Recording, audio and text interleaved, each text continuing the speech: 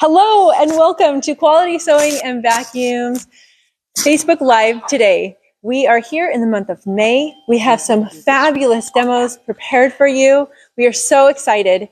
Please don't forget to make a comment down below and tell us what you like, if you're just popping in, where you're popping in from, or if you have questions. We'll try and answer those as we go.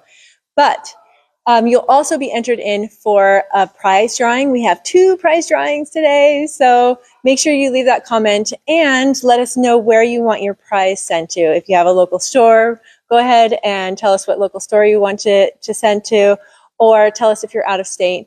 Go ahead and Facebook message me, and I will make sure to get you your prize. By the way, I'm Andrea. I am the Sew Fun Manager, and I'm here to introduce you to some amazing ladies who have prepared some great samples for you today. They have gone around and done 28 shows. This will be 29. And so without ado, I'm here to introduce Donna and Charlotte. Oh my goodness gracious. It's been a long day. So Donna, here's your microphone, and Charlotte. Good morning, everyone. I'm Donna. And I'm Charlotte. Welcome to me. We're so happy that you're here, and we're going to have a fun day today. And we're going to start off with a pattern that we brought in.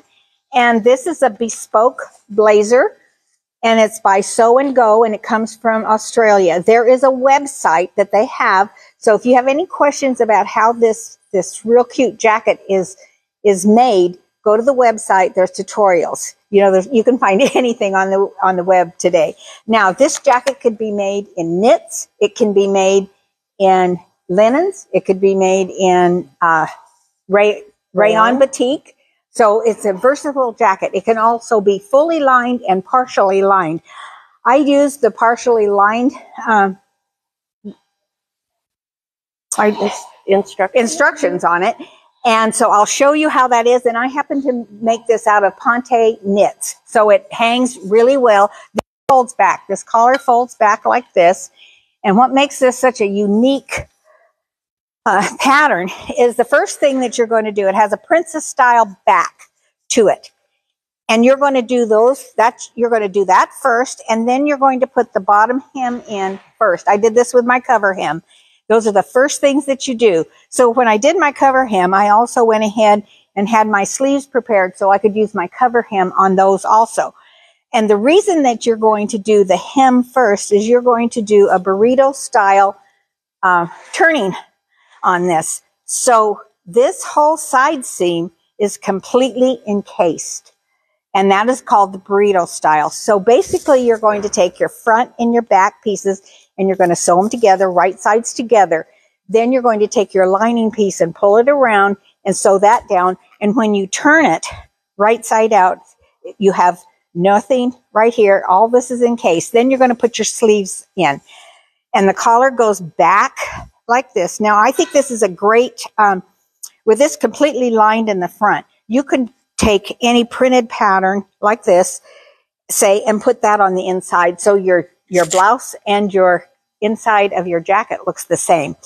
And it's an easy pattern to do. Everything's, you know, I told you it was partially lined. So you have back here the yoke that is just partially lined. And I go ahead and I serge the edges. Those of you who don't have a serger, you could use a bias tape back here, but you want to keep it as fine as you can so that you can't see it on the back side of your jacket. So my garment this month is from the Sewing Workshop, and it's called the Gardenia Dress and Blouse. And the first pattern that I always cut is called my muslin in quotation marks, because this is just fabric that I maybe got given or got it at a thrift store. I'm not really sure.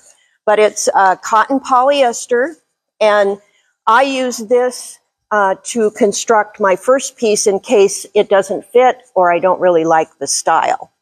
Then there's no harm done with good fabric. Yes. The features of this are this tie that covers up the 3 exterior pleats on the left-hand side of the waist.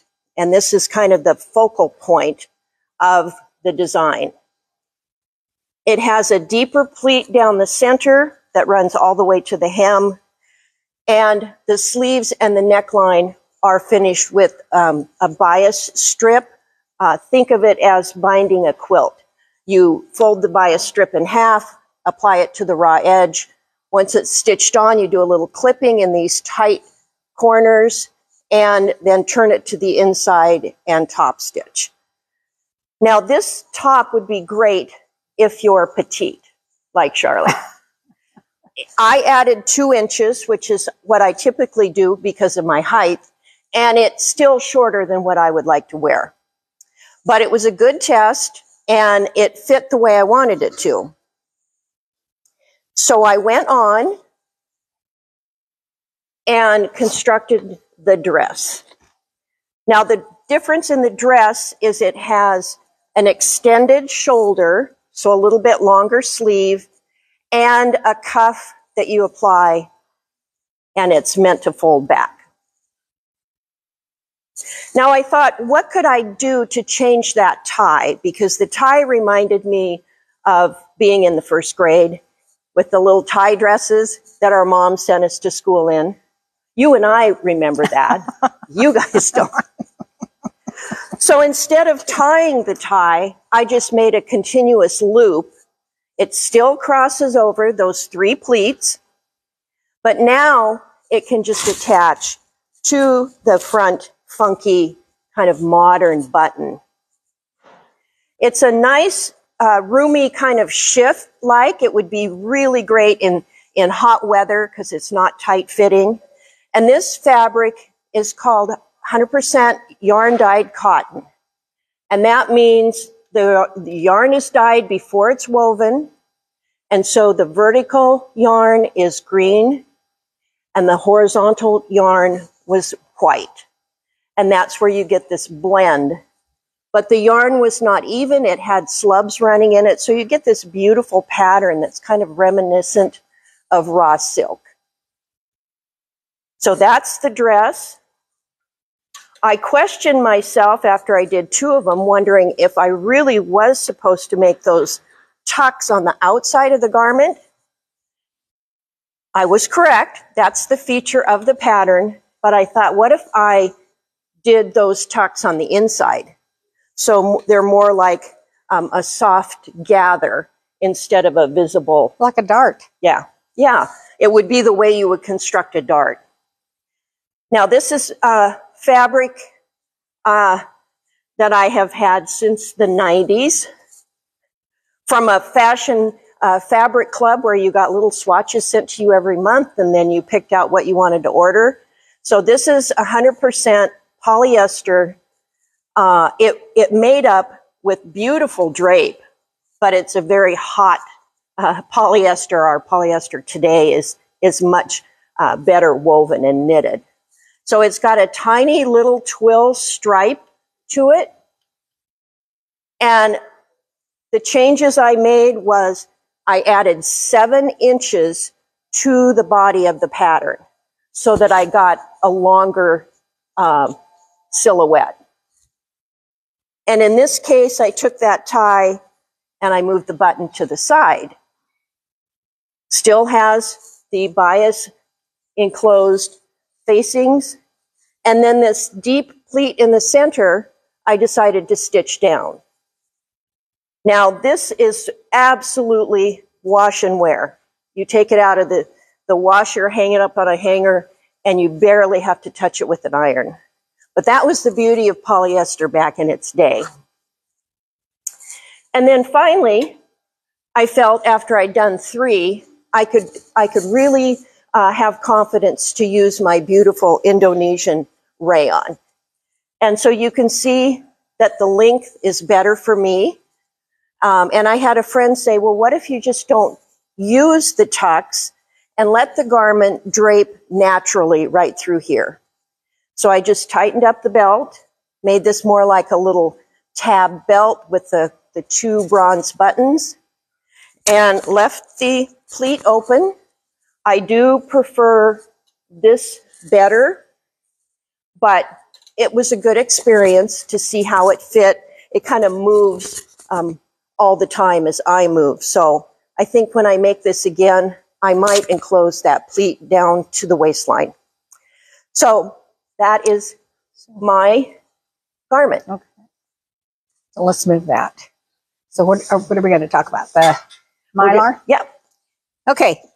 We brought in our Mylar design. Let's move this. And there are Mylar teacups, and they're by Pearly Gates. We haven't brought these in a long time. Now, these designs are digitized for Mylar. So yes, you need to use Mylar in them. I was asked many times, can you use any other design? You need to really use the designs that have been digitized for Mylar, because the way that they do the stitching, they're going to do an underlayment, and the stitches are going to go one way, and then you put the Mylar on top of that, and then you're going to sew whatever way that they decided that they want to move the stitches, whether it's this horizontal, they're going to go in an opposite direction than your base stitches. And that's so that you can see the Mylar through the stitches. And so you're not using any metallic threads. This is just Mylar. Mylar can be washed, it can be dried, it can be ironed on. It is an absolute fantastic product. It's thin like this, and it'll stick to just about anything. And it's kind of opalescence in that. Now, on the instructions, the first thing that she tells you to do is it says, please read. And that's, we really do need to read instructions. And I'm pretty good at that. But if you'll notice our designs here, on the actual pattern, the first stitch out is going to have a grid line behind it. Now, if you choose to have that grid line, which is on this, and you get that, so you can see this grid line that goes around that. If you choose to put that grid line on, that's your stitch number 1. You need to use it in the same color, the thread in the same color that your background is, so that it will blend in. Donna and I, neither one of us used that grid line. I just, stippled around mine. Donna will always use use the walk book to do her grid quilting. That is, that's her my style. That's your style. Yeah, that's her thing. And I like to move it around. Now, when I did each one of these with my magnetic hoop. So that means that I could take a piece, my fabric would only be as wide as my hoop, but I could keep it 45 inches long. And I could embroider one, move it up, embroider another one, move it up. With that, you save fabric and you save time by doing that. Now, to prepare my fabric for that, it's real simple. I'm going to best press it first, and you always use a starch when you're using your best press. You're always going to put it on the wrong side of your fabric.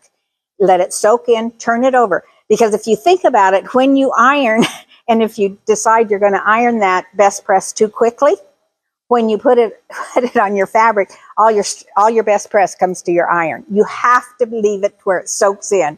So then turn it over to the right side. That's going to bring that best press to the top. Then you need to stabilize the fabric. I've been doing this for 30 some years, and I have always used 911 fusible interfacing, which is a fabric interfacing. You can use SF101, but you want a fusible fabric.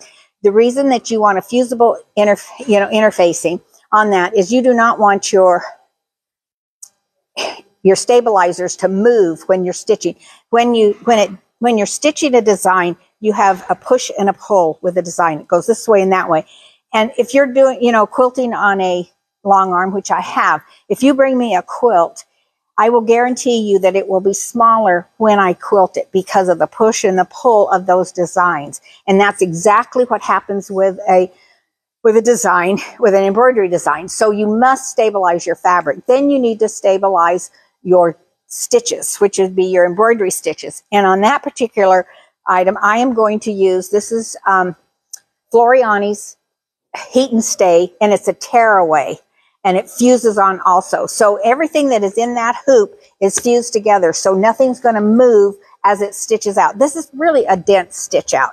And also what you're going to notice on the white here, any white you're going to think it's a little crazy, but you're going to put a cream color on your first stitch out. So that's your underlayment stitch.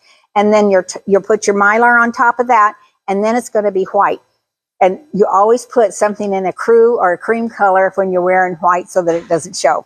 You know, we've learned that. So when I print out everything on my designs that I'm going to do. So this has many colors in it. Now, this is something that you do not want to color sort. Color sort means that if you have 5 colors that are purple, you're not going to decide that you want to sew all those 5 at the same time. This is done in layers, so you cannot do that. So it looks like there's a lot of color change in this. But one of the key things that is a little tricky, now I write down all my colors, and if I get to a color that I don't like, I just change it and then write the color that I used. But there's going to be a green dot and a red dot. And this is kind of critical because when you see this number 16, you're going to stitch that color, which is white. You're going to stitch that out. Then you're going to put your Mylar on top, and you're going to stitch all the way through on top of that Mylar with the green and the purple, which is in this one. And then when you come to the red dot, you're going to go ahead and stitch that thread all the way through, and then you could take off your Mylar. Because you don't have to cut them off, but if you had to cut them off, we have these wonderful Havel scissors, and they have a bent handle on them, and they're duck-billed. They save me a lot of trouble with, so I don't cut through something. And it also has a really nice point on it. But one of the nicest things is when you're trying to cut in a hoop, these are going to lay flat so that you could cut around that and take all of that out when you're doing applique. But the cool thing about these Havels are that it is completely flat with no screw on that side. So they're going to lay completely flat on your fabric. And that's why the bent is in here. And they have pretty good sized thumb holes for you. Do you want me to do this one? Sure. Okay. So I hope that. So on one of our demos today, I'm going to use this pen. Excuse me, Carrie, let me move a little. We brought in this folded corner clipper tool. We brought it, it's Creative Grid tool. It is absolutely fantastic. This is a small one. I leave this on my cutting table at all times. Now, in any ruler that you get, you're going to have instructions. Those instructions are for you to read. They're not just, tossed aside. Also, on all of our rulers, there's going to be a YouTube, something on the web to show you additional ways to use this ruler. This ruler is going to make the coolest, snowball block. It could, when you want to do your binding, it's going to cut this perfectly in with a 1/4 inch seam allowance, so you have no dog ears. So, can you get a little close here? So, this is how I'm going to show you this way. I'm not going to sew it, but I'm going to show you how to cut it. So you're going to be able to line up the corner. You have a 2.5 inch strip here, and it goes 2.5 here. By having this 1/4 inch seam allowance here, you're cutting off. You're not having any dog ears on that at all. So when you cut this, you have a perfect 1/4 inch seam allowance that you could sew right down there and fold it back. Now, if you are doing binding on something small like this, you cannot sew those together like we do on a large quilt. So you want to have your binding cut like this. And what I do, because I'm going to sew this on, I'm going to put a piece of Steam-A-Seam right along that 1/4 inch seam on the right side of this fabric. So when I am putting this on my quilt, I'm not sewing this down right here because I want to tuck this in. This is folded back here with my Steam-A-Seam on it.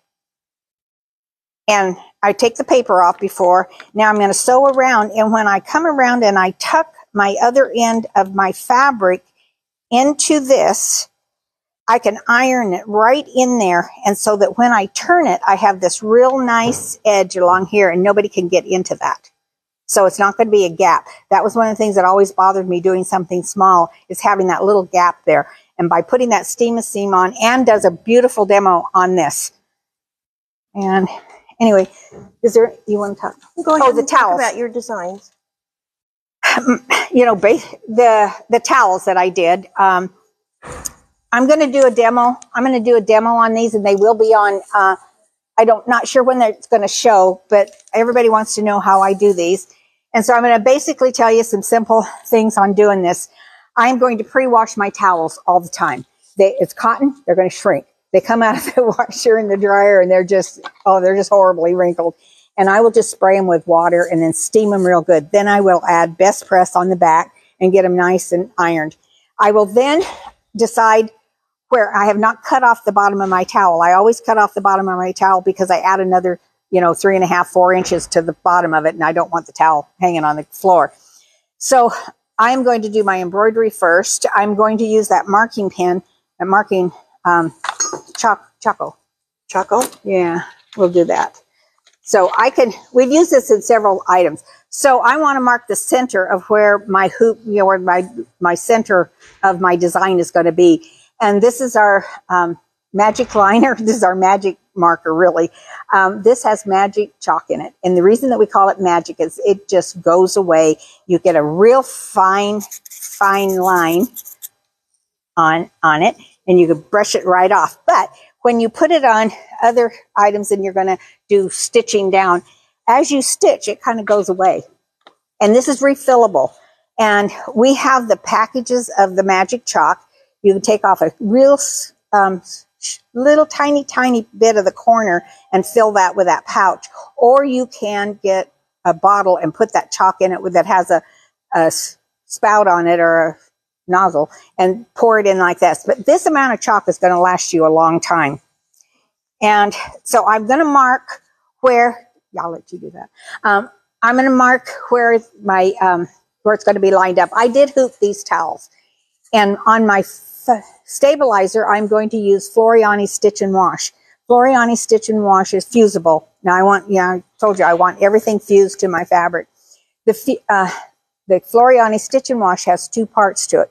One part is a wash away. The other part stays in and behind all these stitches. So the life of this towel, it has the stabilizer behind it.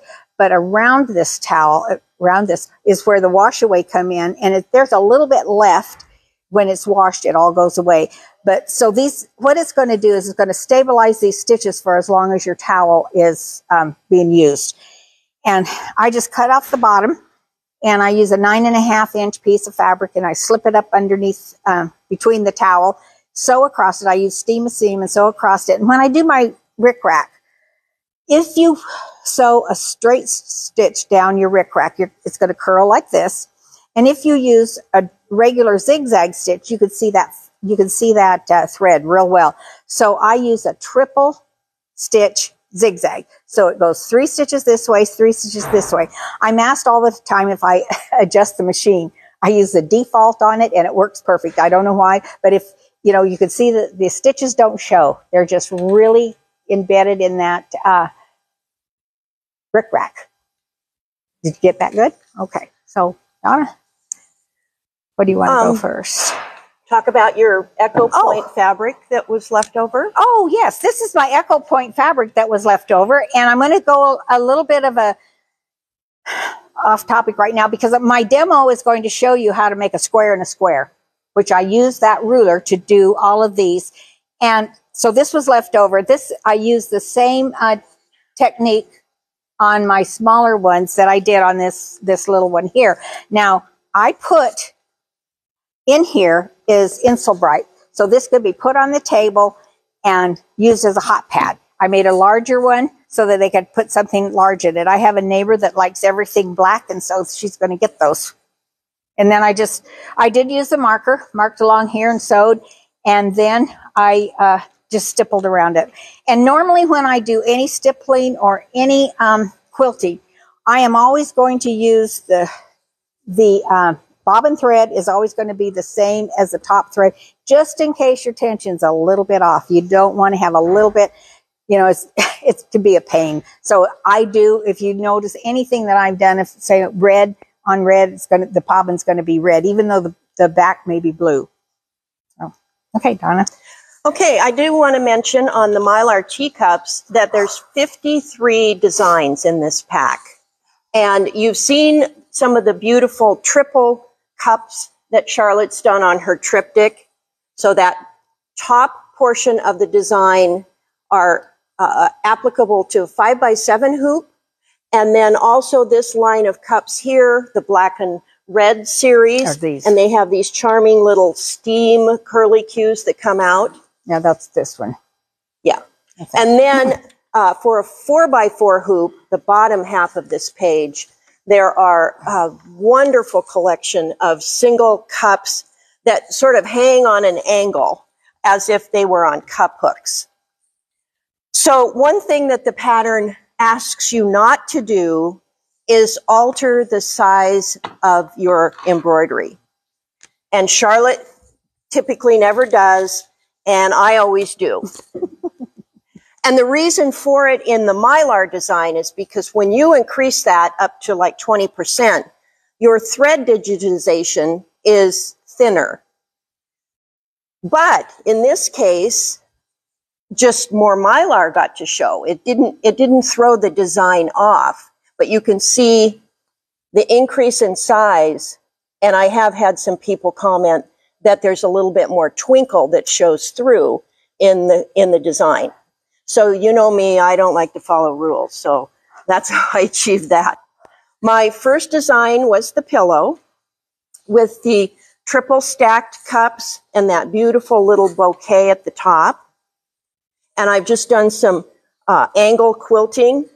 I made 3 panels independently and bound them, and then applied them to a fat quarter with the coordinating teacup fabric. So this is not pieced.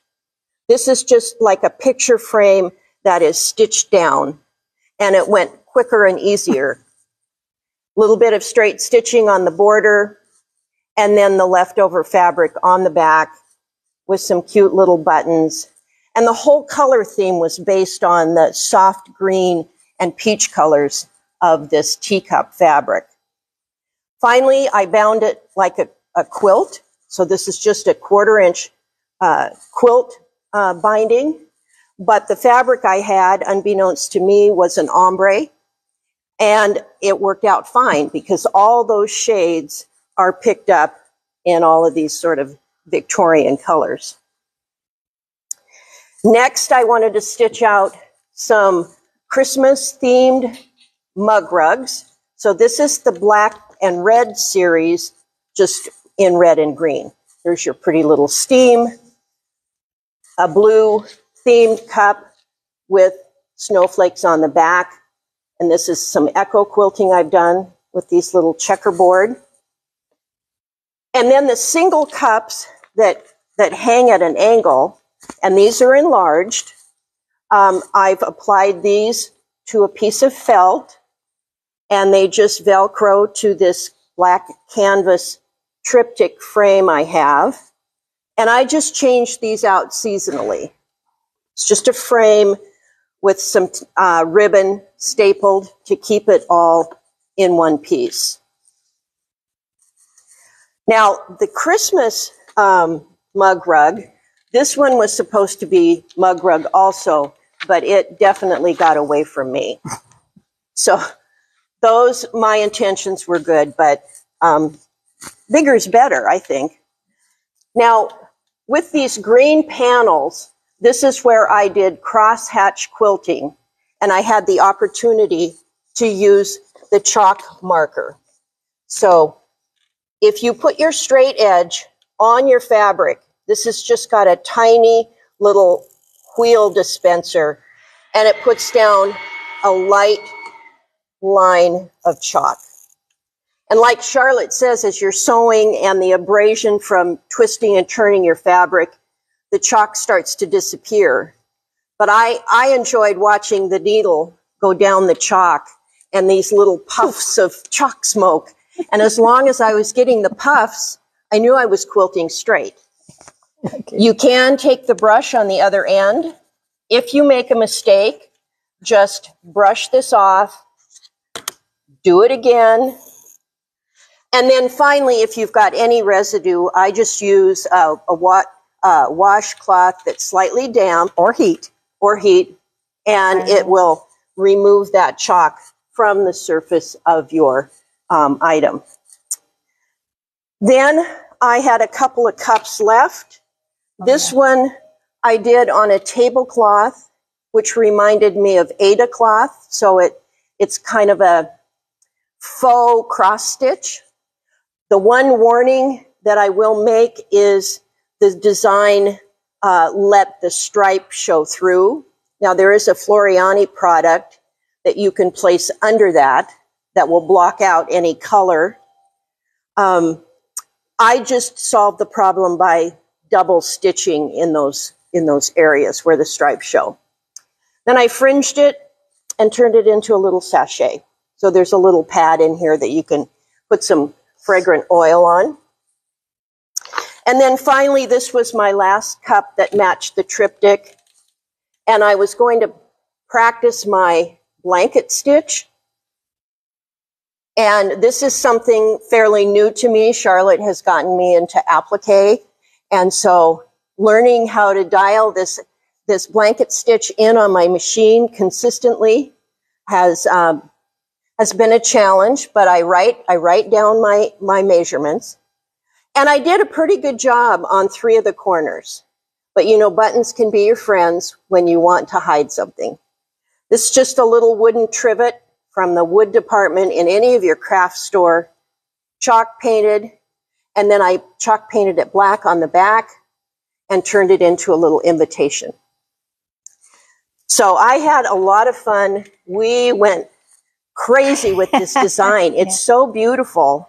And we just, I couldn't stop. Yeah, well, Donna's first reaction to it, I chose the design, and her first reaction was, that is just too frilly. She made the frilliest thing up here, I want to say. You know, there's that pillow. I mean, it's absolutely hilarious. But I want to say something about the stitch that she was saying and that she played around with, the blanket stitch. I'm sure on most of the machines, you have a memory in there. And so when you get that stitch that you like, you put it in a memory and you save it, and then you can pop it up any time that you want to use that particular stitch. It really makes it easy. So you just go to that menu, and when I've given my sewing machines away, they get all my stitches in there. They're already pre-programmed, but that's a way to remember. Also, writing down isn't a bad thing, but you can put it into your memory of your machine and you have it forever. That's a good idea. So are we going to... Echo Point. You want to do it first? Sure. You're right there. So this table runner that we brought in this month is called Echo Point. Canuck Quilter Designs designed this, and I've done 2 designs by them. I think I've done one. And Charlotte's done 4. And I just love the instructions. They're so clear and so easy to follow. And they outline how much fabric to use either in the table runner or to make 6 placemats, or you can add that together and make the whole collection. Now, I decided to do something kind of wild and crazy, and I wanted these areas to be in this batik. But on the pattern, that area is called background. And so when I thought of background, it didn't make sense. So I did a little cheat sheet, making a black and white copy out of the pattern. I copied one of the pages, and there's just a little outline of your fabric usage. And I pasted little snippets of the fabric that related to 1, 2, 3, 4, and 5. And so throughout the pattern, I referred back to this. This helps you cut and not cut something wrong. So it saves fabric, and it starts to formulate in your head what you intended to do. So I had enough fabric. This was a 1-yard cut of the batik. And then my blender fabrics came from the department, the quality department here in Tukwila. Their fabrics were cotton shot in the charcoal, the turquoise, and the purple. And that was an Amanda Murphy fabric. And then the acid green is called thatched. by Robin Pickens. And this is the most fun I have in a project, is matching and picking out my fabrics. It's like painting for me. So I finished it up with some straight line quilting. And then all of this design comes to me from the Walk book. This is a radiating quilting. And so I just mark my starting and ending places that I want to quilt. And then I either use the Choco liner, or sometimes I use like washi tape. Then the center is another kind of radiating with those lines crossing over. So it lends itself really well to straight line quilting. Mm-hmm. I had enough to do 6 placemats, and then this is Insulbrite lined hot pad. And this is how I decided on what quilt design I wanted to use. This was my practice piece. And so here's the radiating quilt design. This is kind of a pinwheel that alternates between 1 inch and like 2 inches.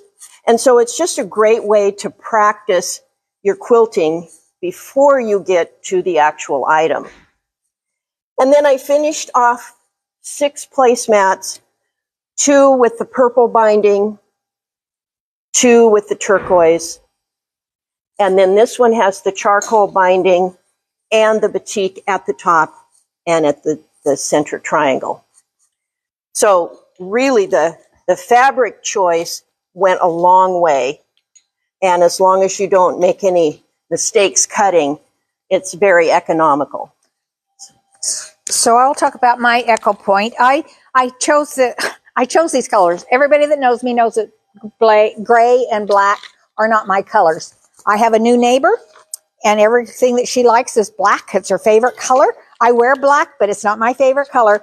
And she has a beautiful Amish table that has nothing on it but this beautiful wood.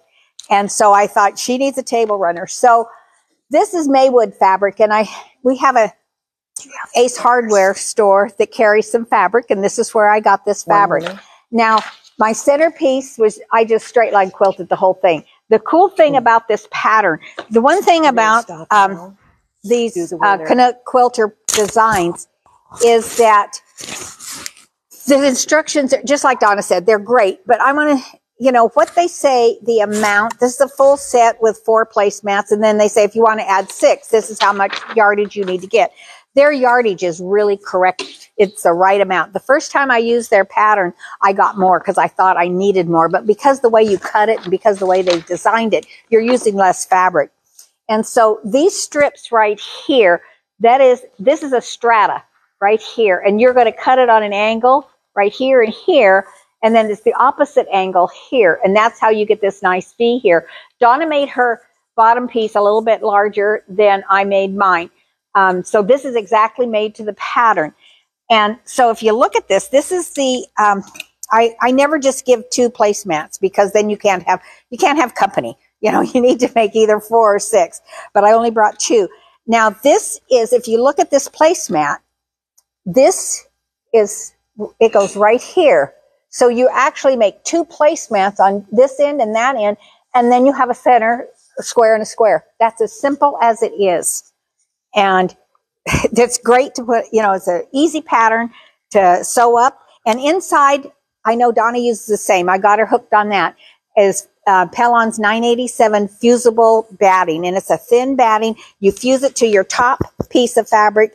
And this is going to go through the wash. It's going to come out nice. And because it's fused, everything's going to stay together. And then, you know, you can see how I did the black where I used a black and where I used a gray.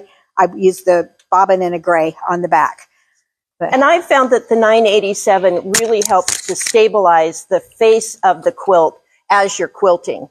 So I appreciate that suggestion that you made, and now I love it. She's stuck on it. Mm-hmm.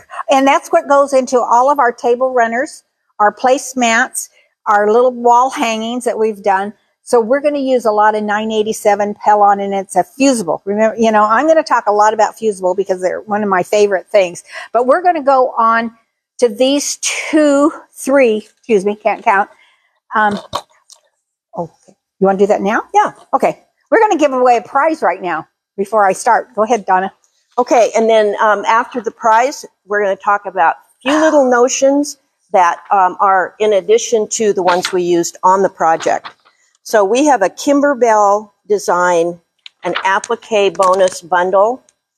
Wow, look at all those fun designs on the back. And it is going to Candace Crosetto.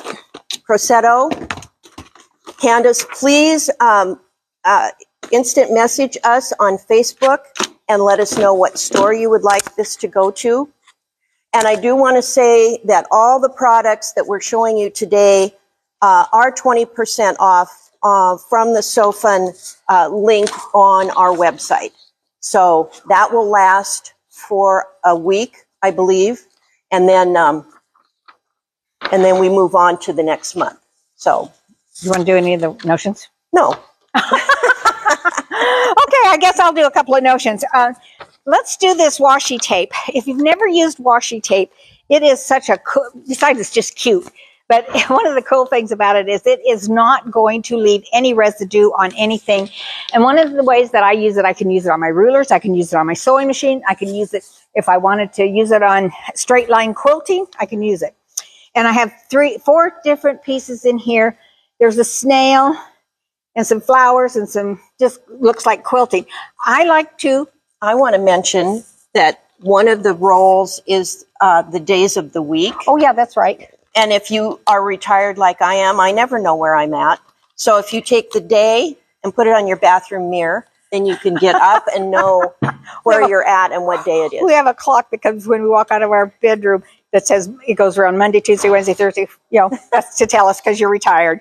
But anyway, I like to mark my books, and I would put Post-it notes in it, and they'd fall out. I don't want to really bend the pages. I mean, you know, you don't need to, but I will use these because I know that if I use a stronger tape to put, you know, a little tab on here, when I pull it off, it takes the writing. Washi tape will not do that. So I have my own little tab that I make with my washi tape. And since I have this book out, we're going to talk about the pen that we brought in and how I use it.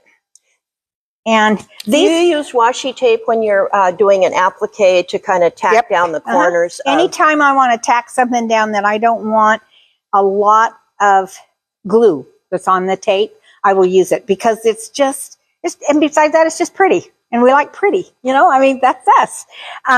This is a friction pen, and we brought these in this month, and many of you have known about friction pens. Now this will go away with the friction. So there is an eraser on the end of this pen, but also it'll go away with heat. Now, if you use it on fabric, you need to use, just like Donna said about her center square that she made into a hot pad. That was her sample piece. So you're going to get a sample piece of your fabric, and you're going to mark, if you want to use this on fabric, you're going to mark on this and take that iron, and if that leaves the ghost line, you don't want to use it. Because these were not, somebody called Pilot, who makes these pens, and said, we have a little problem with these, that when we use them on fabric, sometimes this leaves the ghost line. And their response was, well, we didn't make them for fabric, but we as sewers are going to find something to use. But another thing, a librarian came up to me and said she appreciated me saying this because she cringes every time I say, I write in my books. I write in my books. So I have the black pen, and I've written in here all my things. Now, I can take the friction pen because I wrote it in friction, and I can erase all of that. So think about that. This can be used many ways, but just make sure you check it to make sure it does not leave a ghost line, because if it's on the front of a project, you're just going to not be happy. But it's still applicable to measurements on the salvage or anything that you might sew on the seam. You just want to make sure that it all goes away. I like to use it to address cards and envelopes because I invariably spell somebody's name wrong. And then the grandkids think I'm feeble. So then I just erase, and I haven't wasted that card or envelope. Yeah, that's true. Okay, so I'm going to date myself. I have the original tube turner. And this was made in the 1970s. It is stiff. It is awful to use, but it was the first thing that I had to turn tubes. This is not just going to be able to turn tubes, but Suki of Suki Sews decided, because this lady came out in the 1970s with this, and it was her patent, and I think the patent went away in the 90s. So she took this design and decided to make it better. And so she's got rubber on the handles here. They're much bigger. Those of you who have bigger hands, you could put your hands around this way or put your hand in here. She also made the point pointier and made a little hole inside of this. And this side that has a hole in it is always going to be the side that you put your fabric in.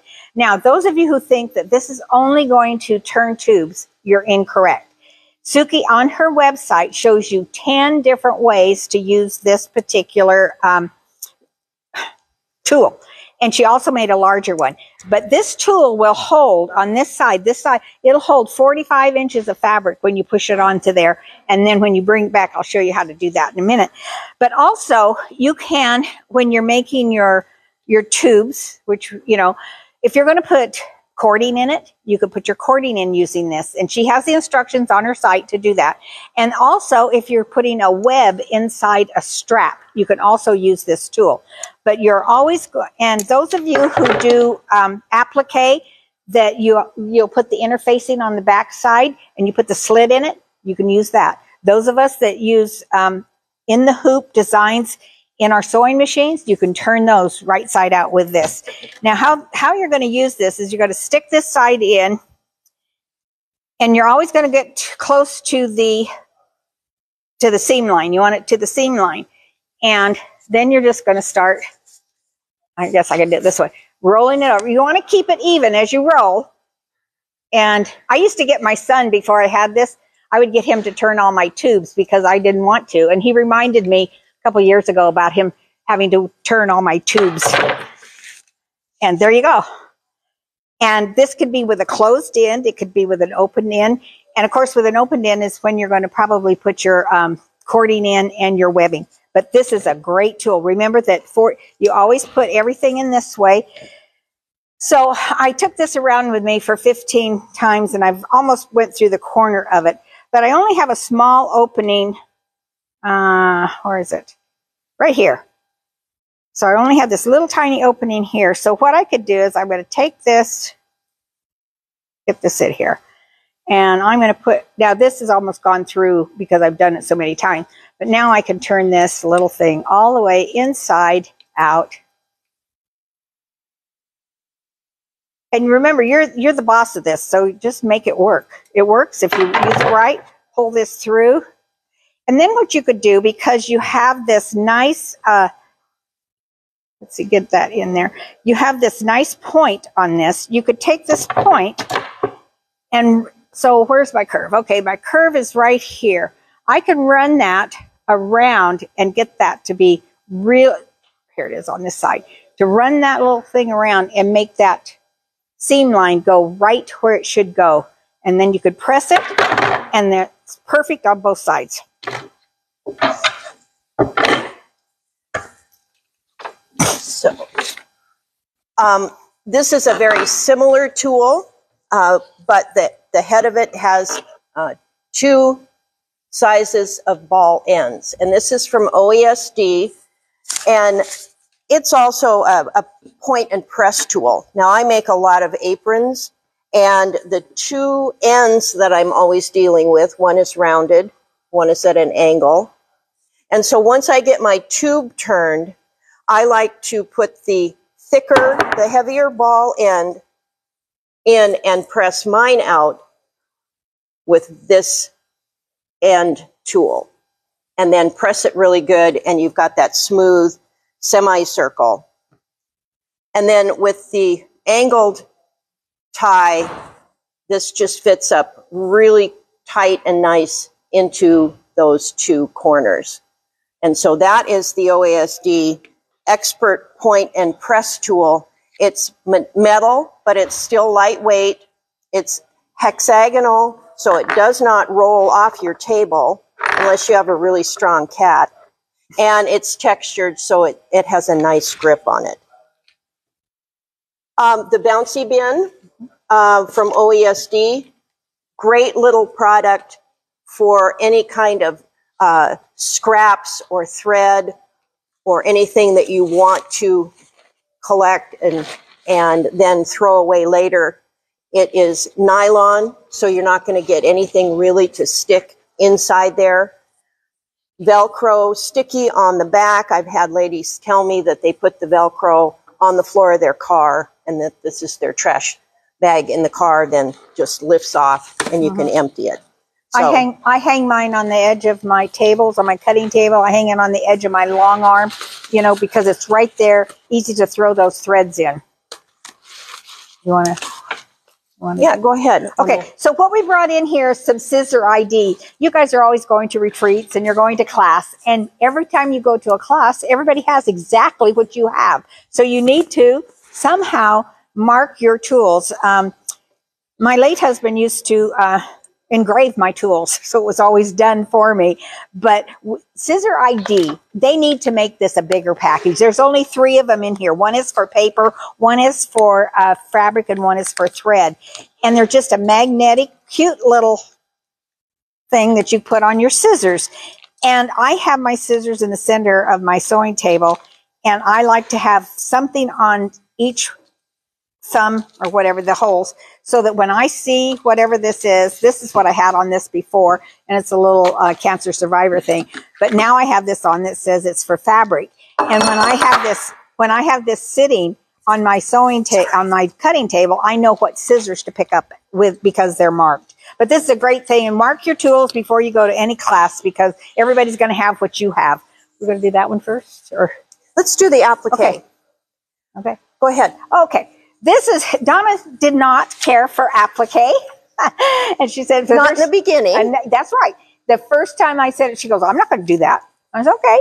And then she got hung. She actually got to doing it and is good. We're probably going to be doing applique every month now because Donna is hooked on it.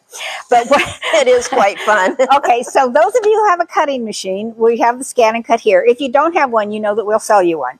But, you know, but those of you who don't, they have, OESD has the Applique Fuse and Fix paper that you can put in your printer. Now, the most important thing about putting this in the printer is you want to print it on the correct side. I did it twice on the wrong side. Not once, but twice. So I passed this around when all the printing is supposed to be done on the paper side because it's reversible. And I printed it on the glue side. So that doesn't quite work. So, but this is what's in the pattern. This is what the pattern is. It's exactly the size of this paper. So if you put that in your printer and then you put your paper in the right side. And I make cards all the time. So I actually am supposed to know how to use my printer. Donna said she had a new printer and she wasn't even going to try. And I said, well, I have an old one and I still did wrong. But what you're going to do is you're going to cut this out about 1/4 inch away from this design. And then you're going to press it onto your fabric. And then that is when you're going to cut it right to the line. The back side. The back side. And when you put this back down on your fabric, it's sticky and it lays right down. And so all of these applique pieces, I have put this applique Fuse and Fix behind it so it could be pressed down before I did my applique stitch. All of my applique stitches on this particular one is done with a blanket stitch. And I have some of them that I put down really, really small because if you're going around the heart, you need a smaller one. And like I say, I always use the back. Well, I didn't. I used red on all of this and it worked out really well. But this is exactly to the size. So did you end up using the Scan and Cut on this? So you made the copy first. No, I didn't have to because I'm going to scan this into my Scan and Cut. Okay. And then it goes. So when you're using a Scan and Cut, you're actually not printing. You're not printing reversed, and it'll tell you. This one says reversed, and I bought 2 of them that said reversed. The other pattern will tell you that it's not reversed, so you have to pay attention. if you're going to hand cut it, you're always going to you're always going to do it reversed. If you're using a cutter, you are not. But your scan and cut scans it in, then you lay your fabric where you want it, because you can, do the same colors, and it pushes it through and it cuts them all and it's done. And I use the the little fabric blade on my scan and cut. Okay, I don't have a scan and cut, so I'll sell you one. No, well, I still like doing things the old-fashioned way. So I take the pattern, lay the paper side up on the fusible, and I just trace with a Sharpie, and then cut my shapes out loosely, iron them to the back of my fabric, and then you start to construct your design.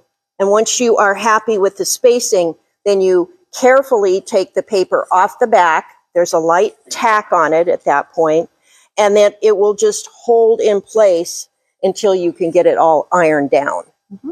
And at that point, then you decide if you want to do no stitching around the raw edge, straight, zigzag, monofilament, the blanket stitch.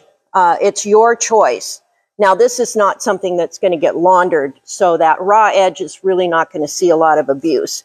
But it does add something to the pattern, and when you do stitch it, it gives you more texture because you're stitching through the batting. In my case, I did a little bit of hand stitching for the bird beak and the bird eye. I used a pen. Yeah. It's your choice. I had customers say, wouldn't this be fun in 4 seasons? Oh, absolutely. And you could change those hearts into leaves or snowflake buttons or any kind of theme-related seasons. You can see here I ran out of binding. This is something I do all the time.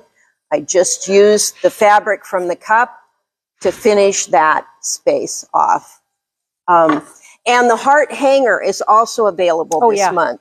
It's a little 5-inch double-pronged clip with a heart on the top that matches the theme so well. But you know me, I can't stop at just one size. And so what happens if you take the pattern pieces and put them through your printer, right on the glass, go in, adjust your sizes. This is 20% bigger.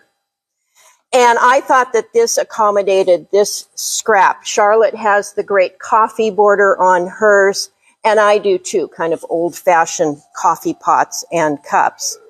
And so that's how I chose the colors for the cups and the hearts and the bird. And so 20% bigger gives you just a little bit bigger space to work in. And there again, it's blanket stitch around all those raw edges. Now this bird has a stitched beak, but he has a bead for an eye. So just a tiny little bit of hand sewing, unless you have a good pen, a good marker. Yeah, I have a marker. Okay, so we're going to go on to our first book. And this is Square and a Square by Jody Barrows. And I'm going to go over to the sewing machine, and I'm going to show you how to work with this ruler. This woman is just a genius, and I wish I'd have known about this ruler years and years ago. But with the ruler, I made these two. The only reason that this comes out to 2 squares is because I only had a fat quarter that had the stars on it, and this is how big I could make it. I wish I'd have had more. And this one I also made. Now, I'm not into stars because I'm always worried about these points. But if you use Jody's ruler, you're going to get perfect points every time. This is something that I would not have liked to do. Also using that ruler, Donna did this one. And I'm going to go over to the sewing machine right now. And Carrie's going to come with me. And I'm going to sew a couple of things together. Oh, here they are.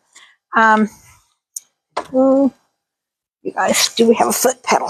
I need this closer. My arms aren't that long. So you can make any square. This is going to make the basic square in a square. And so the sizes are cut size and sewn size in her book, and they're real explicit on them. And so the cut size would be 4.5 if you're going for a 4-inch square block. And if you're making 5 of these blocks, You have your 5 squares cut. You have your other 2 pieces that are going to go around it cut. Now, you're not going to cut the long piece.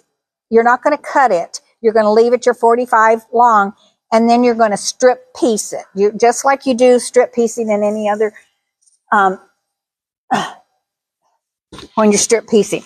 So when I do how many stars I need, I mean how many blocks I did, she's going to tell you the sizes of this strip here and the size of the middle to get the size of block that you need.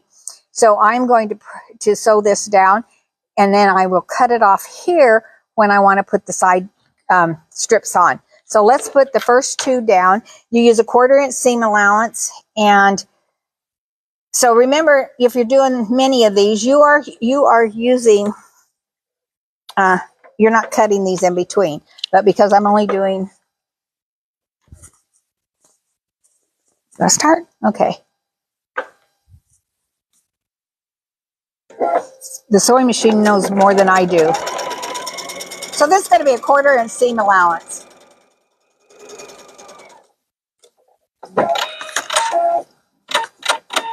Now, I'm going to do all that side, and then when I press it, I'm going to press it like this. And I have a little iron close to me where I can press this, but I would want to press it very well before I start cutting it. Now I'm going to go down the whole side of the next 5 or how many center blocks I have cut out. You're never going to cut a triangle. This is what's really cool about her way. To me, she has to be a genius or stay up real late at night figuring out how to do this. And so now I want to take a smaller piece here. It doesn't have to be really long. And I'm going to put it across here and here.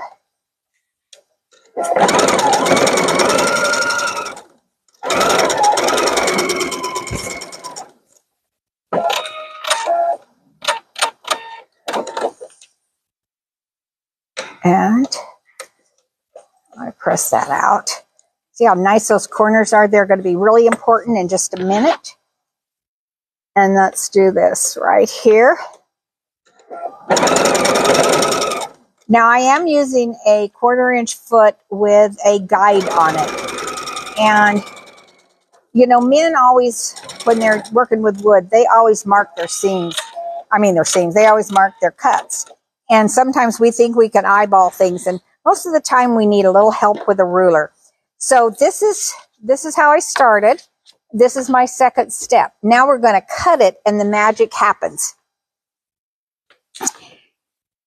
This is the ruler, and this is the book that I have right here. And this book comes with the ruler. And it is a small book.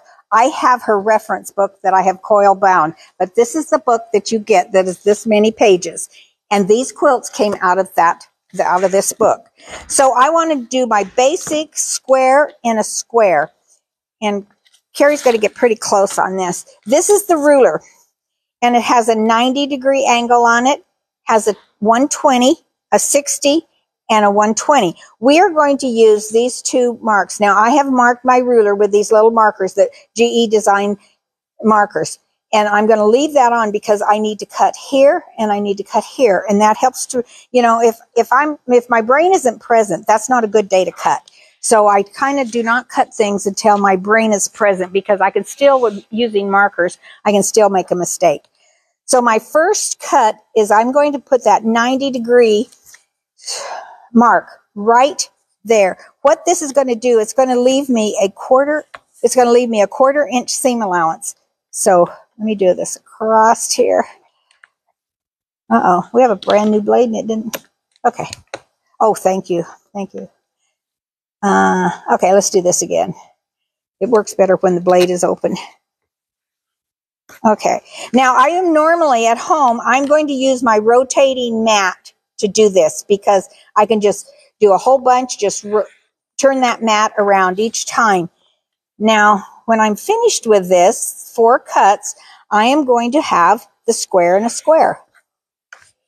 And you can see it coming to fruition right now, right before your eyes. Okay, I did not cut any of those in a half square triangle. Now, do you want to make Flying geese. Of course you do. Okay, so I'm going to take this side, and I'm going to line up my 90, and then she calls it the Texas two-step because she's from Texas. And I'm going to line up this line and this line. I'm going to cut off that 1/4 inch seam allowance.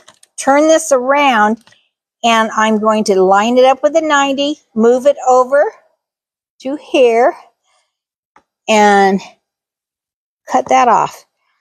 Okay, then what I'm going to do is I'm going to cut this right straight across here, and I have 2 perfect flying geese with a perfect 1/4 inch seam allowance right there. Isn't that the coolest? I love it. Okay, so the magic doesn't stop there. So this, I want to make, let me see. I want to make this square, and I want to make this square. So this block that I have right here is going to make 2 of these and 2 of these by using the ruler here. Going to line it up with a 90, and I'm going to move over Texas two-step, and I am going to cut it. And this is when it comes in handy to have your rotating mat, so you're not twisting your fabric, and especially when you go to cut this across, because you're going to cut this across 2 times. Now I'm going to go across here in the Texas two-step. There we go. Okay. Cross. And across. Whoops, I forgot to do that. See, I even forgot. I need to do the Texas two-step. Okay, so I've got that done. So now what I'm going to do is I'm going to cut it across this way. And I'm going to cut it across this way. And look at what I have. Isn't that magic? Isn't that cool? I love it. Okay. And I did not have to mess around with 2 1/4 square triangles and a triangle here. I didn't have to. I did that all in just doing this. Now, Donna's piece, square that she made, is really cool. And I have it, thought I had it all cut out here. Well, I don't. I'm going to do it this way. So we're going to start off with a strata strip, and going to cut it to whatever size that you want to make your center block to be. And then I have this sewn, but we'll just go ahead and take this off of here. And what I'm going to do here is I'm going to use my ruler again, and I'm going to do the 90, and then I'm going to do the two-step. So I'm going to do 90, and then a two-step. I want that right there and there.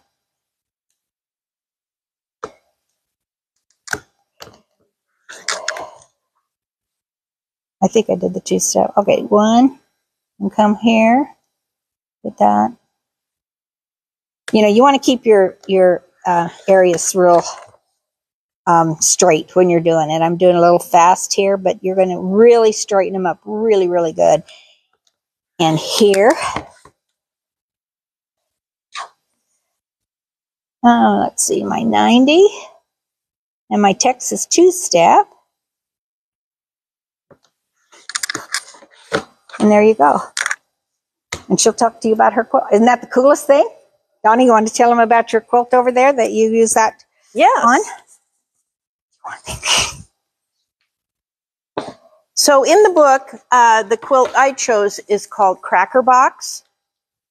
And it's that shape that Charlotte just cut, laid the same direction across the face of the quilt.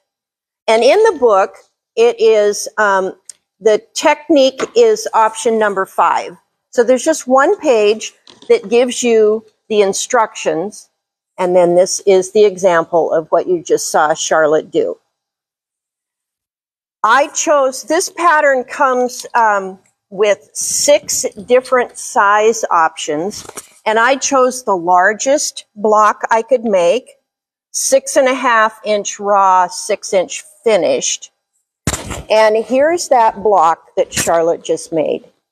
The 3-strip strata, and then the center fabric you add to the lower and the upper horizontal block. The red is the strip on this end. And when you get done cutting, you've got that sort of belt buckle looking block. So here is the block in the 6-inch finished.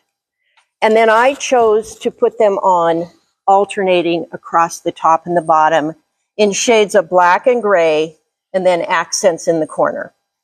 And so this took the pattern into a little bit more modern feel. I've done some straight line quilting. There's my backing with the polka dots.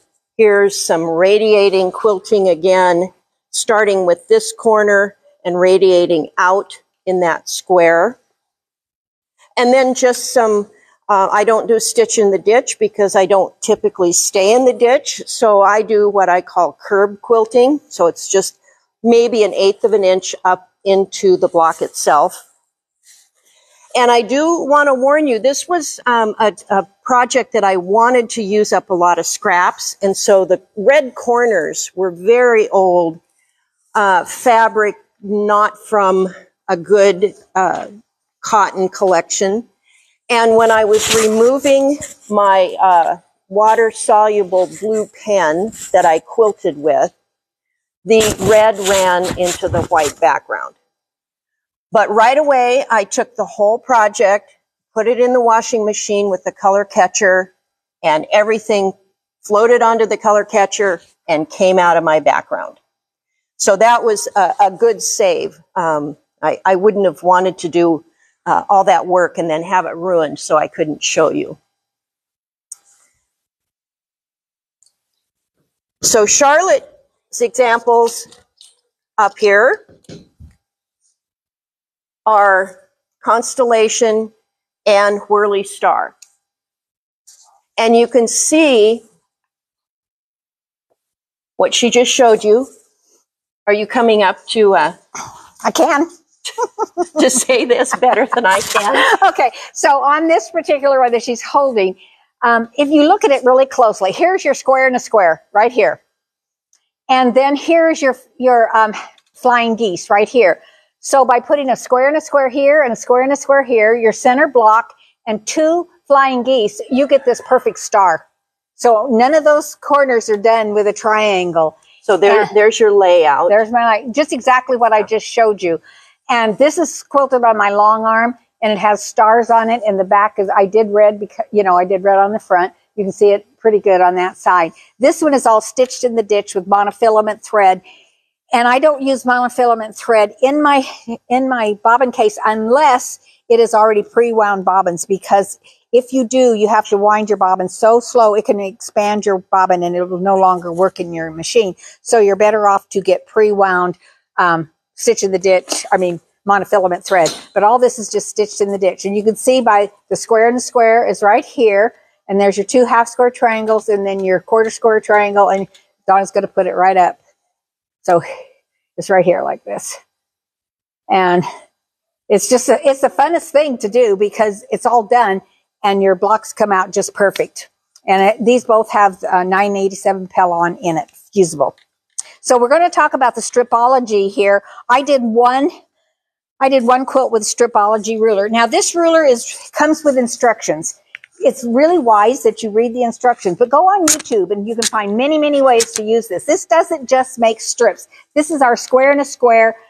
This is our stripology that makes squares. So if you want to square up a block, you could do it. Now you're going to have to do it. You're going to have to turn your fabric. You're going to go one way, the other way, and then you're going to turn it and make it square. Donna has hers marked because of how she made her quilt on the end. This is just really simple. This was leftover jelly roll that had dots in it. And I thought, what a way to go. It's called Strippy Stairways. And and then the rest here is the grunge that I bought here in our store. And the block is just this block right here. So you're making all these strip cuts here to go with the jelly roll here. I laid it out on the floor. You could take a picture right away. And if it doesn't come out, and then go back in the room and look at it and look at your picture, and you might want to change where your colors go. And this has been quilted on my long arm, and I use the same color on the back, just a beige kind of color on the back. And this is the block here. And then you're going to add this piece right here. and a square down here at the bottom. And I mark my ruler, you know, I mark it no matter all the way across. I know it says 1, 2, 3, 4, 5 to 12. I don't want to have to figure out what a half is, quarter is, or anything. I want to mark it so I know. And Donna's going to take you. Well, the one thing I'd like to say about this book is it has beautiful layouts. So it's really easy to lay out your fabric, and it's nice to have Charlotte tell you where the block is, because once it's together, you can't really tell. The thing about this, having a block like this, you can make this, I made this to whatever size that, however strips I had left, that determined the size of this. So that's why the writing was in my book, and it was in there, and I wrote what I needed to do and where and how it would turn out, because you want it to come out equally and to look good, because if you cut it off too at the wrong place, it doesn't look good. So I always do it when I write on it. And in my book, I have it here. Show them the front. The front is this, the Stripology Mixology Last Call. There's the thing about this book, it's going to expand your use of that ruler, and it's going to show you how you can cut different angles with that particular ruler. So you're not just making a strip. So you can see right here how I wrote in it with my friction pen, and when I got them all cut out, I knew that I had all cut them out. That's it. Though I love this book because the photography is so fantastic, and then every once in a while when you need a break, it has a wonderful drink recipe. Yeah. So you can either partake while you're quilting. We don't advise that. Right. But you could certainly partake after a job well done. I think each one of those patterns go from a crib size to a king size. Some of them don't go all the way to a king size, but they go from a crib to at least a queen. Lots of options. And on a lot of her quilts, she gives you 2 color examples. So it also helps for you when you're picking out the colors you want to do. So my pattern is called Inga, and it's not an applique. It's got these little inset, what I call fingers, and so those are all stitched in this 10-inch layer cake block. And the way you cut those is by marking your ruler according to the instructions how you want to cut this, and you can stack these blocks up and cut 4 at a time, but they're cut all the way across. And then what you do is you come back on these 2 and insert your contrasting fingers. So my turquoise arrows that came off of this GE Designs sticky sheet are specifically marked for this quilt and how I cut these different strips. Now, I had a 20-piece layer cake, and it called for 24 blocks. So I had picked up the pink and the blue and the gray grunge fabric from here, and just inserted the pink and the blue in the 4 outer corners to make up the difference. With the leftovers, I just added this kind of interesting alternating block pattern around the border, and then finished it off with gray grunge.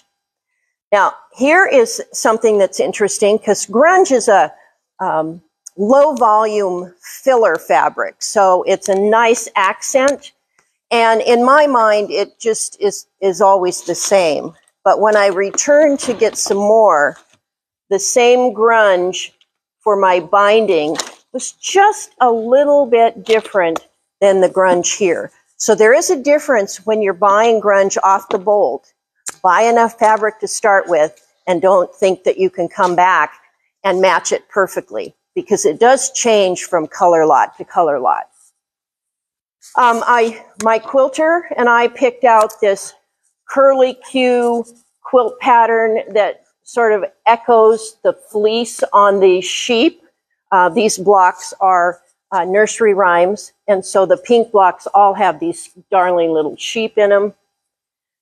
And then to coordinate, I've done a sheep panel that I can't completely spread out, but this is just one single panel with a cute little sheep heart moon motif, and then I've just bordered it in some light blue grunge from here again. So moving on, we're going to talk about Katrina, but first I'm going to sit down and show you how to cut this block and stitch it together.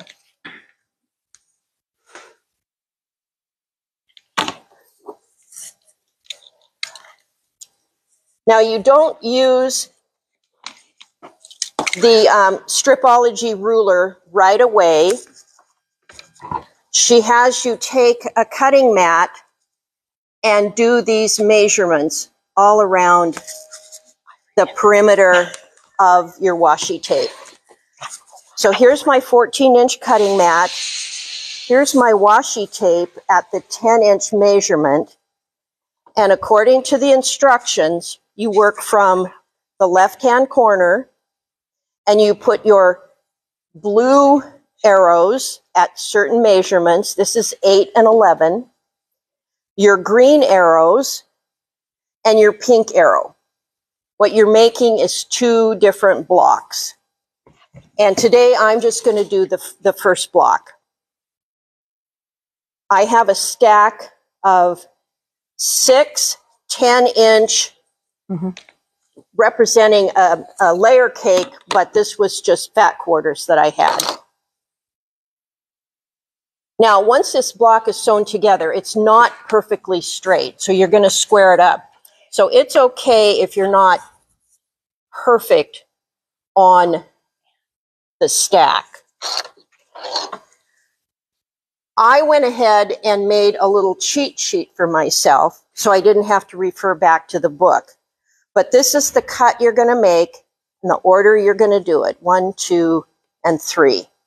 And this basically becomes a stack and whack. You're going to stack it up, and then you're going to mix it up, and you're going to put it back together. So my first cut goes from, and I want to tell you, these are the best rotary cutters around. You saw Charlotte tap it. You press the button, you tap it, and that exposes just the tiniest little part of your blade. And it closes the same way. So here I am on the turquoise arrow, tip to tip, and I'm going to make the first cut. Now this is my A block. Without moving it, I'm going to go across to the green tip, even though there isn't any fabric here, the green tip of the arrow to the other one. And that cuts.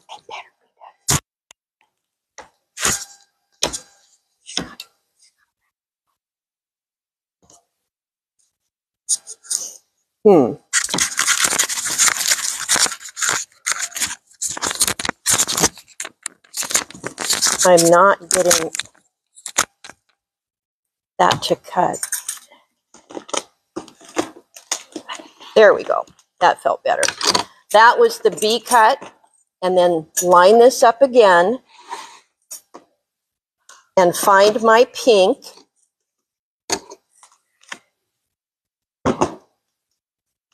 Pink arrow to pink arrow. And there's my C section. Now, what you can do is just take the top block off, put it on the bottom, and this can be your first construction. You're going to put this back together with a 1/4 inch seam allowance, starting with going backwards. So I'm going to do the C section first.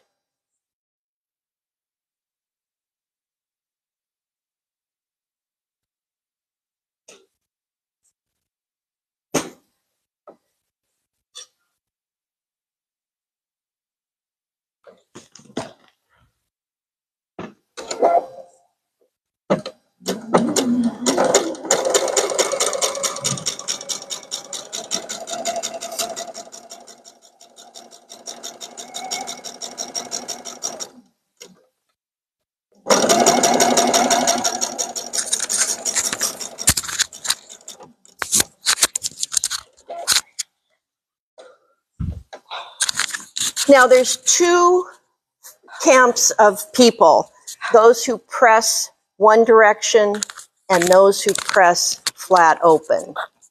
I like to press flat open.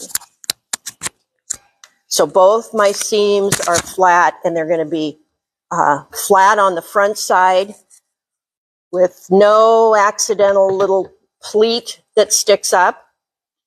So here is that block. B comes next. So I'm going to add B.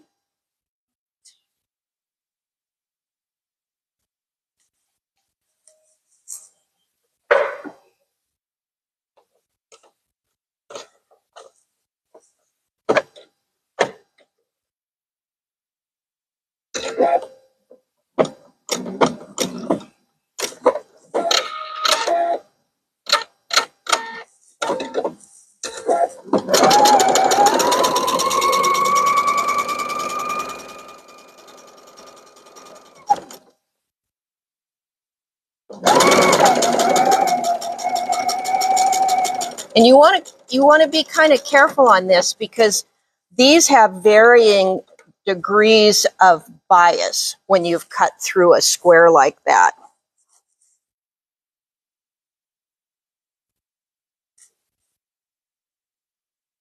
It's great if you've got a little iron that can set on your sewing table.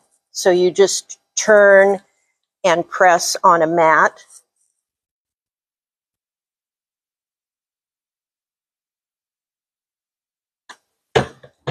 Put this back on my guide. See how it's shrinking? It's getting smaller. So this 10-inch layer cake is going to, in fact, square up at 8.5 inches. I hope. And so this piece goes on here.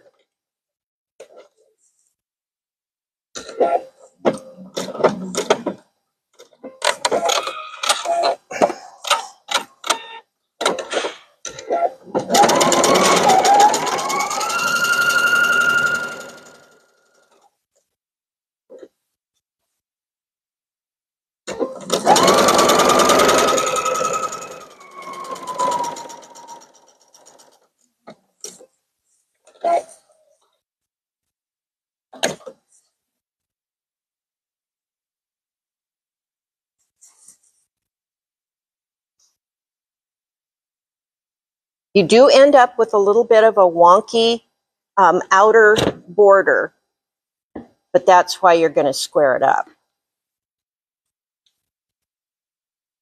Give it a good press. Make sure those seams are all nice and flat if that's the way you prefer to press, or to one direction. The book tells you to press to one direction. My quilter prefers if I have flat seams. Her long arm travels over those better. So you take the mat, you put the block back down, and now you're going to take the Stripology ruler, and I've got it marked for 8.5, and let's see if I'm successful. Look at that. So I've lined up the 8.5 inch line here as straight as I can at the bottom. And I want to give myself a little bit of leftover fabric on these two sides. And then with the rotary cutter,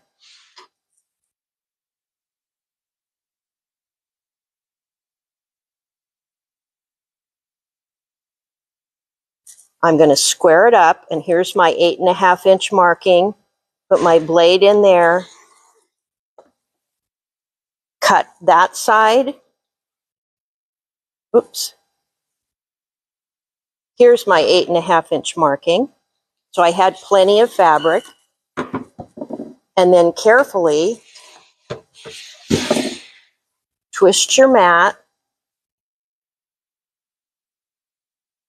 Remove that bottom strip. Replace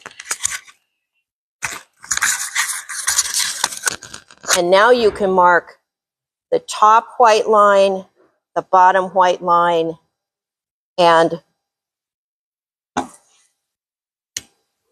8.5, 8.5. And there is the block that went together to make Katrina. Hi.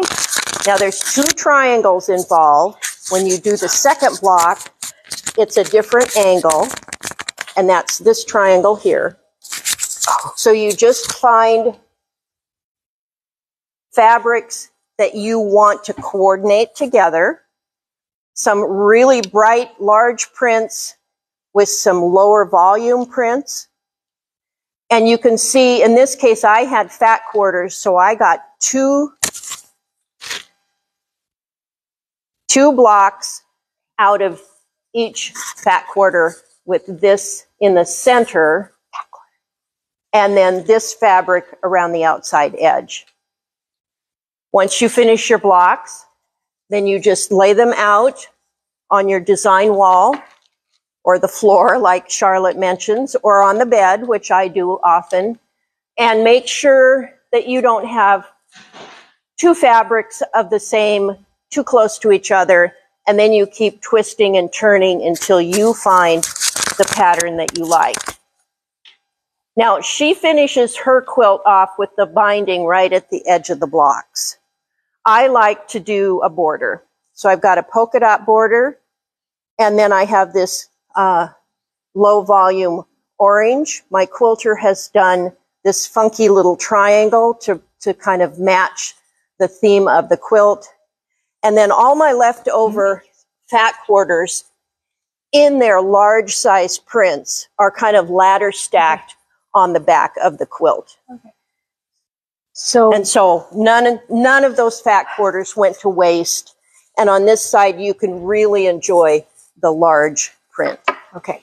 So we have a winner today, and there are 3 fat quarters in this. Andrew has made them special, and these are going to go to Bobby Mowry. I hope I said your name correctly. And if you're close to one of our stores, you can come in and pick it up. And do they just leave a note with you on it?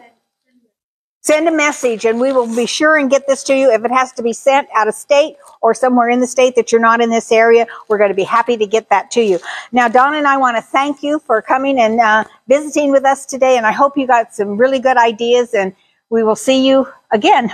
But thank you all. As the song says, we'll see you in September. That's true. We will. Anyway, thank you. Thank you.